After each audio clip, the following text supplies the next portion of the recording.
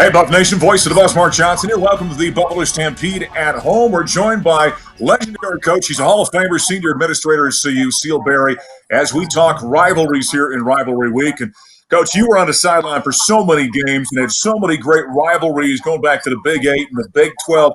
First thing in your mind, and I ask this because I think in modern college athletics, we try and force rivalries. What creates a legitimate rivalry in your mind in sports? Well, you know what? It started with the players. The players in the locker room, when the coaches aren't in there, they're the ones that get each other fired up about another team. And honestly, Mark, when I think about our players getting fired up, the hatred that they generated for the other team, it usually was some player from the other team that kind of instigated like bad sportsmanship or taunted them. They would never, ever forget that. They talk about it on the bus, they talk about it in the locker room, and they couldn't wait to play that team again. And those things, I mean, they'd stay around. If that kid was a sophomore when they taunted a player, that'd be a 3-year hatred. That's really where rivalries start, with the players. Yeah, there's always something kind of organic, I've always thought, that kind of starts to build bad blood between programs. Now, when we think of the University of Colorado, obviously overall from an athletic department standpoint, the Nebraska rivalry always comes up, right? And you lived through that for decades. No question. Nebraska was the greatest rivalry in the history of Colorado athletics. It was such an awesome rivalry, particularly when Bill McCartney came and he, put a big red circle around Nebraska and said, that's the team, that's the standard for football. But you have to remember volleyball was also a fall sport. And Nebraska had a great volleyball program. So it was a rivalry for volleyball. So then it was only natural for our fan base. They already hated Nebraska because in football and volleyball, they had a high standard in those two sports. So by the time our sports came around, men's basketball and women's basketball, this is where our fans were at a pitch because they wanted us to beat Nebraska, depending on what happened in football. So take us, though, into women's basketball. Were there other schools in Big 8 and Big 12 where there was something that was brewing over the course of years that maybe wasn't Nebraska at the time?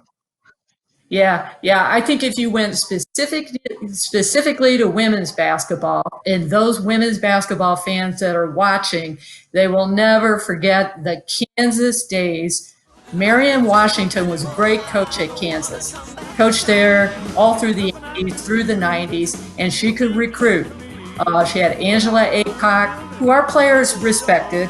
Tamika Dixon came in from New Jersey, and players didn't like, there was some healthy rivalry there. But Kansas was tough to beat. We went to Kansas. They had 15,000 fans giveaway, Payless Shoe Store. We walked into Allen Fieldhouse, and they got to a pitch to play us. So the Kansas rivalry, I think overall was a biggie.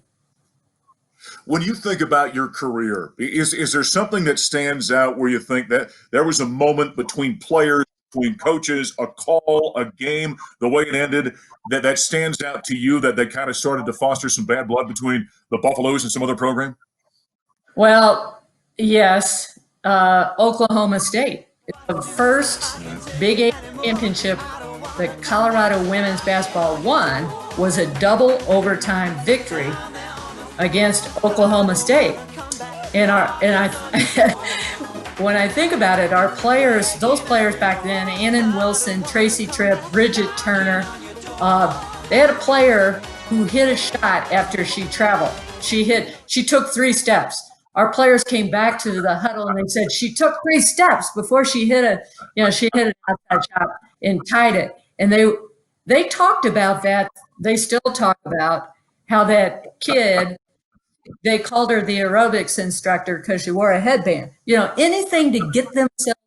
I'm watching The Last Dance with Michael Jordan, and our players did the same thing he did. They create animosity towards something to get them fired up. But Oklahoma State, we had some battles with Oklahoma State. Really, Coach, when you think about it, too, these are the kind of things that we love as fans of college sports, don't we? These kind of bad blood moments and relationships that kind of fuel the energy around college athletics. Right, because it gets to be contagious. The players started. Yeah, I think the difference in college sports is you are on a bus. You're in a holodome. We stayed in a holodome in the Big Eight. Stillwater had a holodome. Uh, Manhattan, Kansas had a holodome. Uh, I think Iowa State had a holodome. We'd stay there, and so we'd be out in the holodome, killing time, playing ping pong, putting on the putting green. I mean, you're killing time in between. And those great rivalries, they talk themselves into a frenzy while we're waiting to play the next game. And those were some great moments, and the fans would catch on to that. Well, you brought back some great memories. Though that was a rite of passage, staying in all those holodomes throughout college sports back in the day. Coach, great stuff. Great catch. You talking rivalries today. Great, thanks a lot, Mark. That's a legendary Hall of Famer, Seal Berry, joining us as we talk rivalry week here in the Buffalo Stampede Home Edition.